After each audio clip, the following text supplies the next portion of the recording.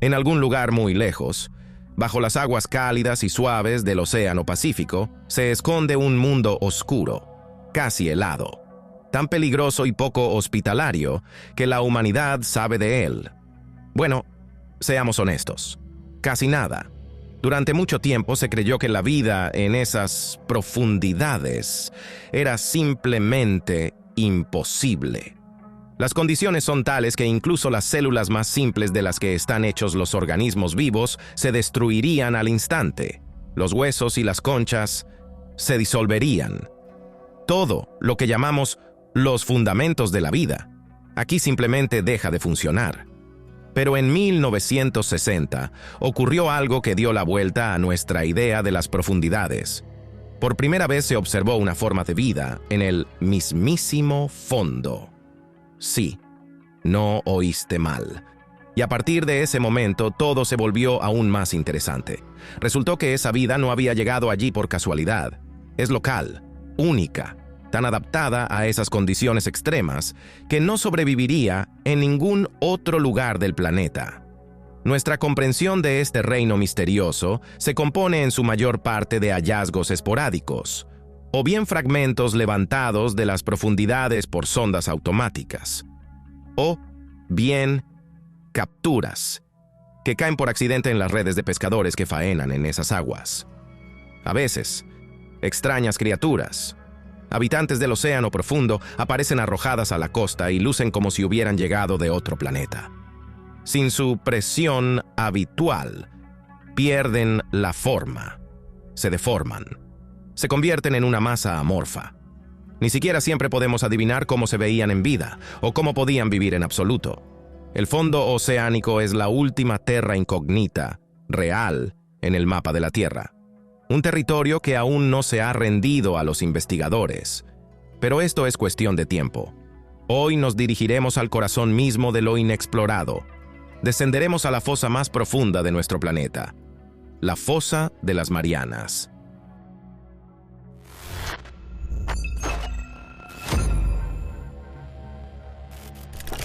Nuestro viaje al abismo no comienza con un submarino, sino con un velero.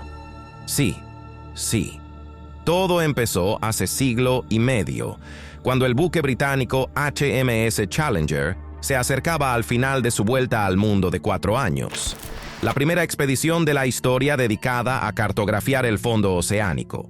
A bordo había un equipo de científicos y marinos, y kilómetro a kilómetro. Un trabajo pesado. Bajaban un peso de plomo al agua para medir la profundidad y luego izaban a mano a bordo cientos de metros de cuerda empapada y helada. Todo esto bajo el sol abrasador de los trópicos o en las aguas heladas de los polos. El panorama resultante no era demasiado inspirador. Barro, limo y vacío. Eso es lo que encontraban a profundidades de 3 o 4 kilómetros. Todo iba según lo previsto, hasta que sucedió algo inesperado.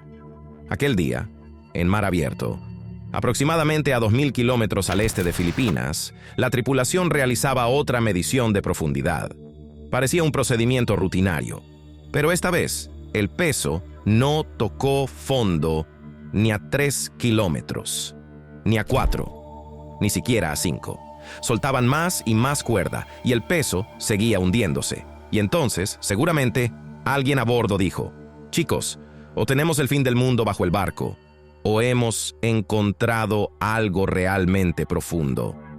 Solo podemos imaginar lo que sintieron de pie sobre la cubierta de madera al notar cómo una cima negra se abría bajo el barco. En aquellos tiempos los marineros eran supersticiosos. Y si debajo estaba la guarida de un monstruo marino dispuesto a envolver el barco con sus tentáculos y arrastrarlo al abismo. Hoy nos parece un cuento, pero en el siglo XIX esos temores eran muy reales. Al final, el peso alcanzó el fondo. A una profundidad de más de 8 kilómetros, encontraron lo que más tarde se llamaría la fosa de las Marianas. Y si se hubieran desplazado solo un par de kilómetros hacia el oeste, se habrían situado sobre el punto más profundo de la corteza terrestre, el abismo Challenger. Para que te hagas una idea de la escala, si arrojaras el Everest a esa fosa, desaparecería por completo en la oscuridad, y aún quedarían 2 kilómetros hasta el fondo. Número Ains. La fosa de las Marianas no es solo un agujero profundo en el fondo del océano, es un auténtico monstruo tectónico. Se extiende a lo largo de 2.500 kilómetros, como una sonrisa gigante de la naturaleza, curvada en arco a lo largo del fondo del Pacífico, y su anchura es de casi 70 kilómetros. La fosa comienza a unos 2.000 kilómetros al sur de Japón. Primero se curva hacia el sureste y luego gira bruscamente hacia el oeste, dirigiéndose hacia Filipinas. A un lado de este cañón submarino se alzan acantilados verticales de rocas magmáticas. Al otro, el fondo desciende suavemente hacia un vacío que se extiende por 12.000 kilómetros hasta México. Y sí, esa llanura desolada es prácticamente plana. La naturaleza, al parecer, decidió que a veces la escala importa más que la decoración. Es difícil comprender lo enorme que es todo esto. Toma, por ejemplo, el abismo Challenger, apenas un pequeño rincón de toda la fosa de las Marianas. Pues bien, es capaz de albergar 5 grandes cañones. 5. Y eso que el Gran Cañón en sí mismo es un símbolo de grandiosidad. Y ya sabes, si quisieras esconder todos tus secretos digitales en algún lugar realmente profundo, aquí tienes el sitio perfecto. Claro que probablemente no tengas un submarino. Pero volvamos a la geología. La fosa de las Marianas es solo una de las muchas grietas en la corteza terrestre que, como cicatrices, rodean el Océano Pacífico. Esas cicatrices no están simplemente ahí. Se mueven constantemente, crujen, se rompen, chocan y generan terremotos. Nada menos que el 90% de todos los terremotos de la Tierra ocurren precisamente aquí, a lo largo de esa grieta grandiosa de 40.000 kilómetros de longitud. Y, ¿sabes? Esas grietas no están solas. Tienen vecinos espectaculares. Un collar de volcanes que recibió el nombre de Anillo de Fuego del Pacífico. Es como un collar de lava trazado por el perímetro del océano. Comprender por qué precisamente aquí todo se agita con tanta intensidad nos ayuda a desvelar los secretos del pasado del planeta. Cómo cambió el relieve, por qué los continentes están donde están hoy y cómo las fallas profundas influyeron en este rompecabezas global.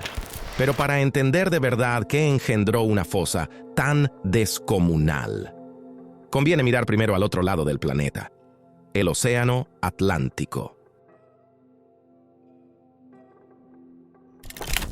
Muchos piensan que continentes es simplemente la parte seca de la Tierra y océanos todo lo que está bajo el agua.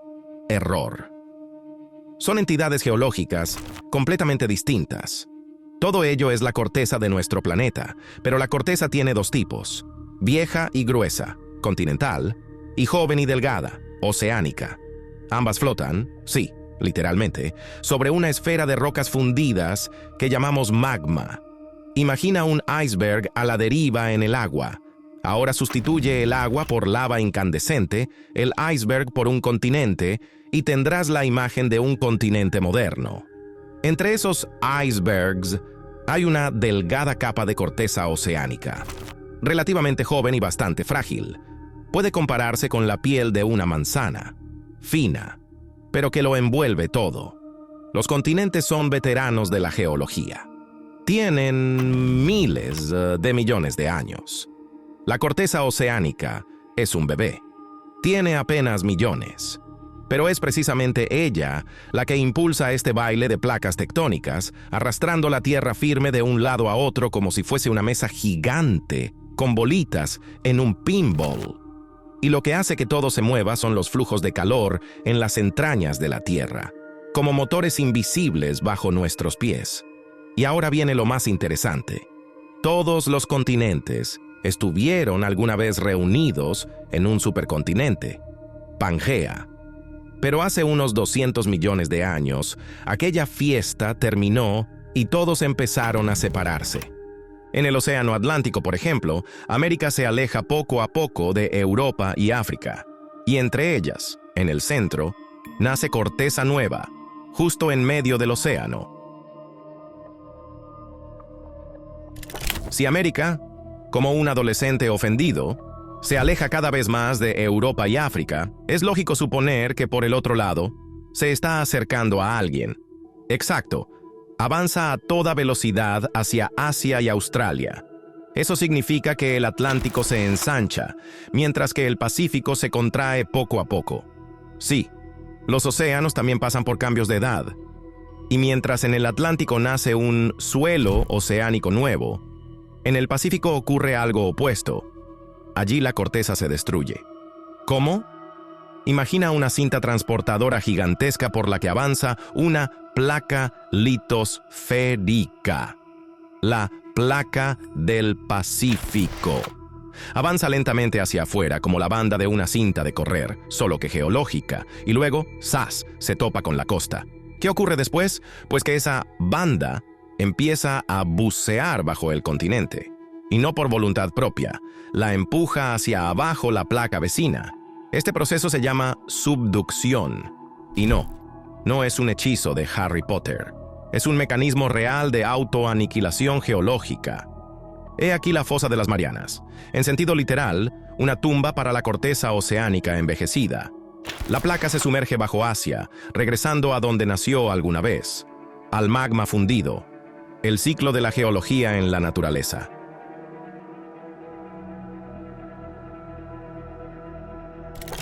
Lo que ocurre a lo largo de los bordes del Pacífico es el reciclaje más colosal del planeta. Poca fábrica puede compararse en volumen. Aquí el fondo oceánico se retuerce, se dobla, se rompe y se funde, engullido por las entrañas incandescentes de la Tierra.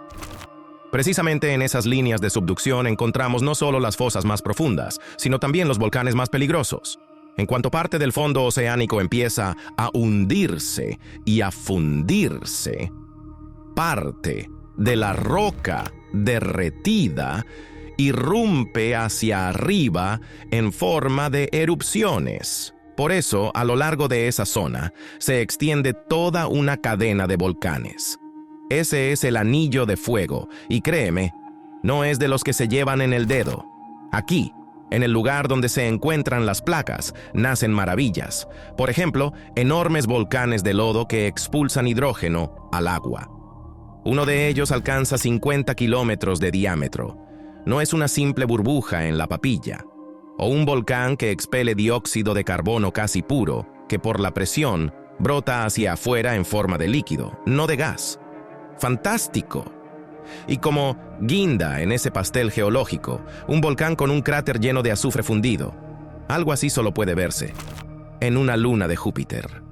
Ajá, tenemos más en común con Júpiter de lo que parece. Pero hoy no vamos a hablar de volcanes. Hoy nuestro objetivo es bajar, allí donde rara vez llega siquiera un rayo de luz. Nos dirigiremos al fondo mismo de la fosa de las Marianas y al final alcanzaremos el abismo Challenger, el punto más profundo conocido de la superficie de la Tierra. Podría parecer que la fosa es una anomalía, como si no pudiera existir un lugar tan profundo en el planeta, que debe de ser una excepción. Pero no. Resulta que alrededor del Pacífico hay otras fosas con profundidades no menos impresionantes. He aquí un ejemplo. Cerca se encuentra la fosa de Tonga, con una profundidad de 10.800 metros, casi como la de las Marianas. Otra más, la fosa de Filipinas, de 10.540 metros. ¿Captaste la idea? En esos lugares la Tierra parece poner a prueba a la gravedad, como si dijera, ¿y si un poco más profundo aguantarás? Además, incluso, el abismo Challenger es un fenómeno temporal. Sí, no eterno. Con el tiempo toda esta estructura será engullida por el magma y en algún otro rincón del planeta se abrirá un nuevo punto más profundo. Pero descender hasta allí, como ya habrás adivinado, no es nada fácil. El enemigo principal es la presión. Seguro has sentido cómo se tapan los oídos en la piscina a una profundidad de 3 o 4 metros. Ahora imagina que estás a 10 kilómetros hacia abajo. La presión aquí es de más de 1000 atmósferas, es decir, como una tonelada de peso sobre tu uña. Sí, exactamente como si colocaras un pequeño automóvil sobre tu uña. A semejante presión, incluso los materiales más resistentes empiezan a sufrir, a veces de forma épica. En 2014, por ejemplo, el vehículo submarino Nereus, bajado a la fosa de Kermadec, explotó bajo el agua. Simplemente se desintegró en pedazos. Y no porque estuviera mal construido, sino porque la profundidad no perdona. Y ahora adivina a qué profundidad pueden sumergirse con seguridad los submarinos militares. Solo hasta 1500 metros. Sí, los Titanes y los Atomochos, por decirlo así, no son un paseo por el abismo Challenger. Así pues, 1960. Mientras unos lanzaban cohetes al cielo, dos hombres valientes decidieron hacer lo contrario, zambullirse hasta el fondo de la Tierra. El oficial de la Marina estadounidense, Don Walsh, y el científico suizo, oceanógrafo Jacques Piccard, héroes que se atrevieron a hacer lo que nadie antes había hecho. Ningún ser humano, nunca. Descendían en un batiscafo con un nombre poético, Trieste. Imagina algo así como una bomba gigante colgada de un cable, con una cápsula esférica en la parte inferior en la que entras y te olvidas de salir. No había ventanas panorámicas, ni cafetera, ni siquiera la posibilidad de ponerse de pie del todo. Solo dos diminutos ojos de buey de 5 centímetros de diámetro, como mirillas de puerta. Y todo eso para ir al reino de la oscuridad, la presión y lo desconocido. A una profundidad de 9 kilómetros se oyó de pronto un estallido ensordecedor. Imagina, estás en una pequeña cápsula.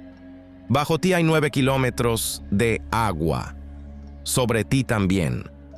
Y de repente algo explota. Cualquiera, en su sano juicio, en lugar de Walsh y Piccard, habría dicho, parece que es hora de dar la vuelta.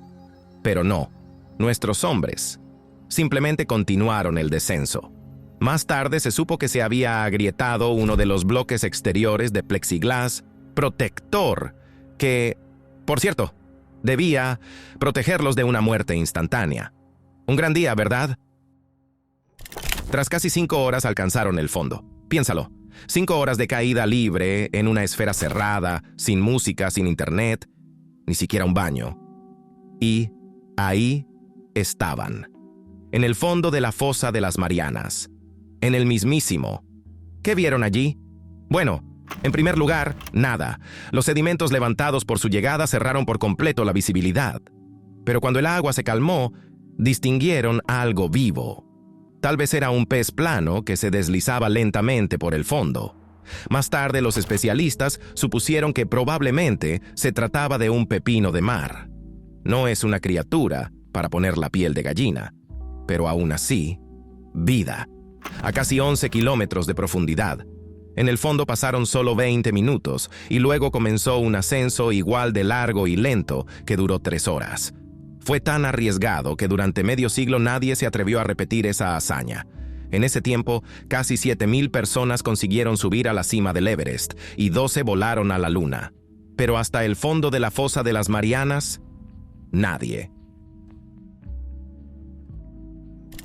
Solo en 2012 se atrevió a bajar a ese reino de oscuridad y presión un nuevo explorador, el conocido director de cine James Cameron. Sí, el mismo que rodó Titanic y Avatar. Solo que esta vez no tenía gente azul con arcos. Solo él, el sumergible Deep Sea Challenger y el abismo. Fue la primera inmersión en solitario de la historia en el abismo Challenger. Desde entonces se han realizado alrededor de 20 inmersiones en ese punto. Y el número de personas que han estado allí por fin superó al de quienes han estado en la Luna. En 2021, el empresario y viajero Hamish Harding realizó la inmersión más larga y profunda en el abismo Challenger. 2 años después se convirtió en una de las víctimas de la tragedia relacionada con el submarino Titan, que se destruyó a una profundidad de solo 3,800 metros cuando el grupo exploraba los restos del Titanic. Sí, no oíste mal, solo 3 kilómetros y 800 metros. Y el abismo Challenger es de casi 11. Las profundidades no perdonan errores, y menos aún la soberbia. Curiosamente, por encima de todo este drama no se ve nada. La superficie del océano en ese punto está absolutamente desierta. No hay tierra ni referencias. Más de 300 kilómetros, en todas direcciones. Y solo agua. Y cuando te sumerges bajo ella, de repente todo se vuelve tranquilo. Bastantes pocos metros y ya no hay olas ni balanceo. Todo se aquieta. Te envuelve la luz. Mucha luz. Esta es la zona epipelágica, o, como la llaman los científicos, eufótica. Apenas entre 2 y 3% del volumen del océano mundial, pero precisamente aquí ocurre la magia, la fotosíntesis. Permanecemos por ahora en la zona epipelágica, la parte más superficial del océano, hasta una profundidad de aproximadamente 200 metros. Aquí la luz solar aún es capaz de atravesar la columna de agua y basta para activar el motor biológico principal del planeta, la fotosíntesis. El fitoplancton, pequeñas algas y bacterias, funciona como diminutas baterías solares. Absorben dióxido de carbono, lo convierten en materia orgánica y liberan generosamente oxígeno al agua y al aire. Por cierto, la mitad de todo el oxígeno que respiras ahora mismo no proviene del bosque, sino del océano. Sí, nuestra respiración depende de estos trabajadores microscópicos. Luego viene el zooplancton, que come fitoplancton. A él se lo comen pececillos. A los pececillos se los comen peces más grandes. A esos otros aún más grandes. Y así sucesivamente hasta que aparece un tiburón, o una ballena, o tú, abriendo una lata de atún. En fin, toda la cadena alimentaria empieza aquí, en la fina capa de agua iluminada por el sol. Es aquí donde viven esos mismos peces que aparecen en nuestro plato: atún, arenque, bacalao. Todos habitan en esta capa de vida. Pero descendemos más abajo, por debajo de los 200 metros, y el sol pierde su fuerza poco a poco. El agua se vuelve azul, luego azul oscuro, y después casi negra. Bienvenido a la zona mesopelágica, también llamada zona crepuscular. Aquí aún hay un poco de luz, pero insuficiente para la fotosíntesis. Aquí ya hace verdaderamente fresco, y en lugar del resplandor solar, entra en juego la bioluminiscencia. Sí, aquí los peces, los camarones, los calamares y otros parientes brillan por sí mismos. Son como una guirnalda navideña, pero con sentido. La luz se usa con propósito. Unos atraen pareja, otros se camuflan, otros cazan, y alguno monta un pequeño espectáculo de luces, simplemente porque puede. Lo interesante es que, según los cálculos de los científicos, la biomasa de peces en esta zona podría ser mayor que en todas las demás partes del océano juntas. Piénsalo, y ni siquiera imaginamos cuánta vida hierve bajo la superficie, simplemente porque no la vemos. Aquí, en la penumbra, habita el vertebrado más numeroso del planeta, el bristlemouth, un pececillo con una sonrisita dentada, de apenas 7 u 8 centímetros de longitud, pero en cantidad, quizá cuatrillones. Sí, no es un error. Posiblemente sea el ser con columna vertebral más abundante de la Tierra, y vive en la oscuridad total. ¿Cómo sobreviven? Comen el mismo zooplancton que los demás, solo que lo hacen en plena oscuridad. Son como pequeños guardias del crepúsculo, que no llaman la atención. Cuanto más descendemos, más oscuro se vuelve, y, por fin, desaparece hasta el último reflejo azul. Ahora solo hay oscuridad absoluta. Estamos a 1 kilómetro de profundidad. Aquí comienza la zona batipelágica, o, dicho de forma sencilla, la zona de medianoche. Es el bioma más extenso y al mismo tiempo el más desconocido de todo el planeta. Cubre más de la mitad de la superficie de la Tierra, pero de él sabemos casi nada. La temperatura aquí se mantiene constantemente alrededor de 4 grados Celsius. La presión ya es sencillamente monstruosa. Dejamos hace tiempo la profundidad accesible a los buceadores, incluso con escafandra. ¿Submarinos? Olvídalo. Ninguna sumergible llega hasta aquí. Pero he aquí lo importante. Para los habitantes locales todo esto es normal. No sienten la presión. Viven en la oscuridad como nosotros vivimos a la luz del día. Y todo porque sus cuerpos están hechos precisamente para este mundo. Nuestras cámaras iluminan una verdadera ventisca de partículas microscópicas. Nieve. De materia orgánica que desciende desde arriba. Aquí todavía hay mucho movimiento. Hay que comer. Pero cuanto más hondo, más silencio. Aquí aparecen criaturas verdaderamente extrañas. Algunas tienen ojos enormes, más parecidos a telescopios astronómicos, como por ejemplo la pez lechuza, que caza camarones y medusas captando los destellos de luz más débiles. Otros, como el barrel eye, tienen los ojos mirando hacia arriba a través del cráneo.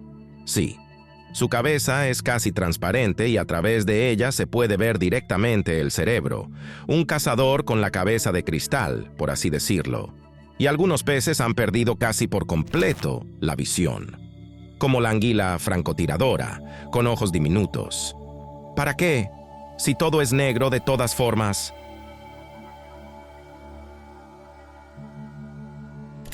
Pero no todo aquí es ceguera. Algunos habitantes, por el contrario, usan la luz como arma. Y el gángster principal de esta zona es el rape. Es como un pescador astuto con cebo. Le cuelga delante de la nariz una bolita luminosa y basta con que alguien crea que es una comida gratis. Y listo. Su boca dentada se cierra, sin posibilidad de escape. Cuanto más profundo, más extrañas y más grandes se vuelven las formas de vida. Aquí, en la oscuridad, rige una ley. El tamaño importa. Este fenómeno incluso tiene nombre: gigantismo de las profundidades. ¿Por qué los animales aquí son tan grandes? Hay un ramillete de razones. Primero, cuanto más grande eres, más difícil es que te coman. Como en la escuela. Los chicos más corpulentos serán menos blanco de burlas. Segundo, los animales grandes pueden comer presas pequeñas y también grandes. Tienen, por así decirlo, más opciones en el menú. Y dado que la comida en estas profundidades es muy rara, mejor estar preparado para cualquier pedido. Además, los seres grandes tienen metabolismo lento, lo que significa que pueden pasar mucho tiempo sin comer, simplemente a la deriva, esperando el momento oportuno. Y si ese momento llega, pobre de la presa. Una de las criaturas más impresionantes aquí es el calamar gigante. No es broma, es realidad. Seres de hasta 13 metros de longitud, que casi nadie ha visto vivos. ¿Y sabes qué? Es muy probable que haya aún más grandes. ¿Por qué no? Sus ojos son los más grandes de la Tierra, de hasta 30 centímetros de diámetro. Es como meter un balón de fútbol en tu cabeza. ¿Para qué tan enormes? Para ver en la negrura total las siluetas de enemigos y presas. Especialmente si cazas, o al contrario, te escondes del cachalote, el único enemigo conocido del calamar gigante. Muchos habitantes locales son auténticos maestros del engaño. Algunos, como el rape, atraen a sus presas con luz. Pero hay otros. Por ejemplo, la anguila pelícano. Una criatura que parece diseñada por un estudiante en su primera semana de biología. Tiene una boca enorme y un estómago extensible. Puede tragar una presa mayor que él mismo. Su estrategia es simple. Si algo aparece cerca, trágalo. No lo pienses. No te arriesgues a perder la única oportunidad. Parece ridículo, pero funciona. Mientras tanto, el pez lanceta no es tan gracioso. Es un depredador de 2 metros, con dientes afilados, creado exclusivamente para cazar y devorar. No le interesan los juguetes luminosos. Simplemente espera, en silencio, en la oscuridad. Cruzamos la frontera a partir de la cual la noche se vuelve eterna y la vida la excepción, no la regla. Bienvenido a la zona Hadal, llamada así por Hades, el dios griego del inframundo. Profundidad, de 6 a 11 kilómetros. La presión, aquí es como los créditos bancarios, enorme y omnipresente. La temperatura está siempre alrededor de cero. Aquí circulan potentes corrientes submarinas de agua fría procedentes de la Antártida que fluyen por el fondo como ríos helados perezosos. Y esas corrientes son vitales. ¿Sabes por qué? Porque traen oxígeno, sin el cual ni la célula más adaptada puede salir adelante. Es precisamente ese flujo el que hace posible la vida en condiciones tan infernales.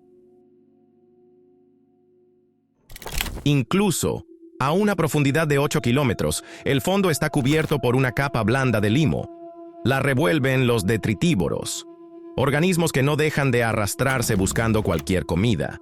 Sobre la superficie del limo, allí donde emergen rocas, se observan manchas de baba microbiana. Sí, auténticas plantaciones de microbios que se alimentan del hidrógeno que escapa de volcanes submarinos y fisuras. Y aquí empieza la verdadera magia.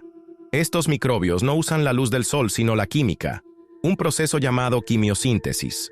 Se alimentan de la energía de reacciones químicas, creando materia orgánica como si prepararas la cena a base de rayos y azufre. Resulta que, incluso en la oscuridad más completa, la vida encuentra el modo, y donde aparecen microbios, aparece también quien se come a los microbios. El pez de aguas más profundas registrado por los científicos hasta ahora es un Pseudoliparis, parecido a un renacuajo semitransparente con cara perpetuamente asombrada. No tiene escamas, y sus huesos son blandos y frágiles, como gelatina. Y si por algún milagro lo subieras a la superficie, simplemente se desharía ante tus ojos.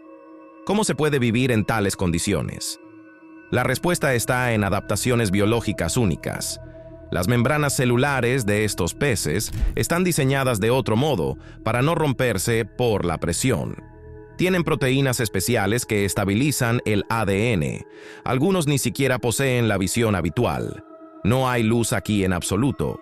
¿Para qué entonces ojos? Lo más increíble es que sabemos casi nada sobre cómo interactúan estos organismos entre sí, cómo se reproducen, cazan, se protegen.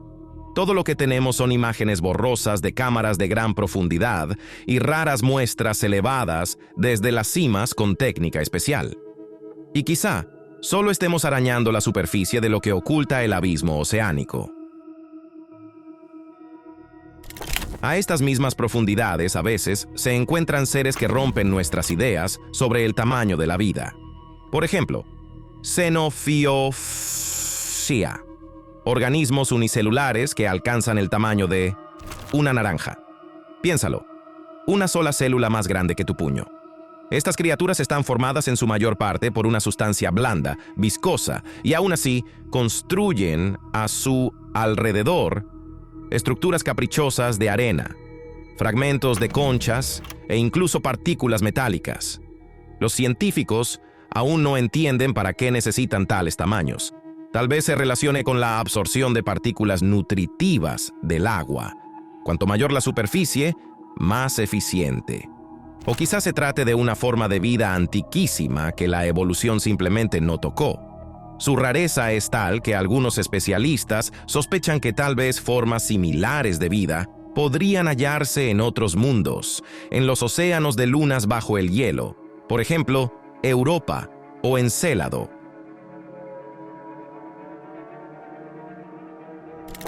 Hoy por hoy, la zona de gran profundidad sigue siendo uno de los lugares menos explorados del planeta. Según estimaciones de los científicos, menos del 20% del fondo oceánico se ha investigado con detalle, y eso a pesar de que el océano cubre más del 70% de la superficie de la Tierra. ¿Por qué? Todo se reduce a limitaciones técnicas y financieras. Investigar las profundidades del océano es significativamente más difícil que enviar un satélite al espacio. La presión, la oscuridad, el frío, la complejidad de la navegación y la ausencia de señal hacen que la tarea sea extremadamente ardua. Incluso los aparatos más modernos apenas soportan las condiciones extremas a profundidades de más de 10 kilómetros. Además, esas expediciones cuestan millones de dólares y requieren la participación de especialistas altamente cualificados. Y a cambio, solo obtenemos grabaciones de video cortas, fragmentos de ADN y datos dispersos. Sin embargo, el progreso no se detiene. Métodos nuevos, como la secuenciación genética del agua, ADN ambiental, y los drones autónomos de gran profundidad, permiten recopilar información incluso sin contacto físico con los organismos. Los científicos ya encuentran decenas de especies nuevas en cada expedición de este tipo, y esto es solo el comienzo. Podría resultar que en el abismo se oculten formas de vida que ni siquiera sospechamos. Depredadores bioluminiscentes, gigantes invertebrados, virus y microbios desconocidos capaces de sobrevivir en condiciones incompatibles con la vida en la superficie. Y quién sabe, quizá la verdadera revolución en biología no empiece en Marte o en la Luna, sino justo bajo nuestros pies, en la oscuridad y el frío de las profundidades, donde reina el silencio eterno y una presión capaz de aplastar un submarino. ¿Y a ti qué te impactó más? ¿Tienes alguna idea al respecto? Escribe tus comentarios y mira nuestros episodios anteriores. Son aún más interesantes que lo que acabas de ver. Gracias por vernos.